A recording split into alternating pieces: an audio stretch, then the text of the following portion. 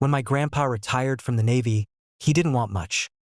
A quiet house in a nice neighborhood, a big vegetable garden, and a simple white fence to keep the deer out of his tomatoes. He's the kind of man who wakes up at 5 a.m., drinks black coffee, and waves at every neighbor whether they wave back or not. Unfortunately for Grandpa, he picked a neighborhood with an HOA, and an HOA with Karen at the helm. Karen was the type who thought her word was law. She'd measure grass with a ruler, leave sticky notes if your trash bins weren't hidden just so, and fine you for unsightly wind chimes. So when Grandpa submitted his request to build a simple picket fence, classic, clean, nothing fancy, Karen pounced. She claimed the fence didn't fit the aesthetic of the neighborhood, even though half the houses had fences already. She told him it would ruin the open flow of the community. Grandpa politely pointed out that other neighbors had fences. She snapped back that those were grandfathered in, and the HOA board, meaning Karen, wouldn't allow new ones. He tried to appeal. She shut it down. He offered to paint it her favorite color. She still said no. Grandpa doesn't like fighting, but he doesn't like bullies even more. So he put his fence dreams on hold and did what he does best.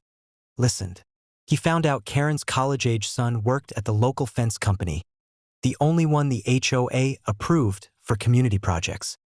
He even overheard Karen bragging at the clubhouse that her son would run the place one day when the owner retired. Grandpa called up his old Navy buddy, who happens to be a real estate lawyer.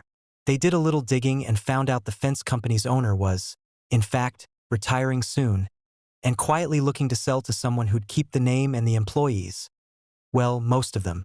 Grandpa made a cash offer the owner couldn't refuse. A month later, Karen's son showed up at work to find a new name on the office door. My grandpa's. He didn't believe it at first.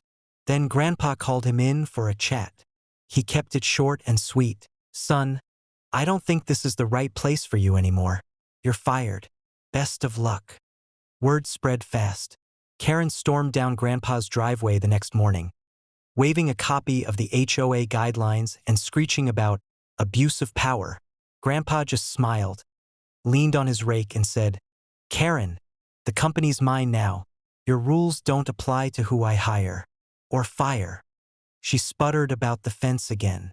He pointed to the bylaws she loved so much. Any structure that matches the community style and is built by an approved vendor is automatically acceptable. And who was the only approved vendor? Grandpa's company. By the end of the week, his fence was going up, crisp, white, perfectly legal. Karen tried to get the HOA board to block it, but the rest of the neighbors, tired of her nonsense, sided with Grandpa. They saw him for what he was, a kind old man who just wanted his tomatoes protected. Karen's son ended up moving out of state to find another job. Karen stayed quiet for a while after that. And Grandpa? He's got his fence, his tomatoes, and a new sign by his garden that reads, "Respect the fence or buy your own from me."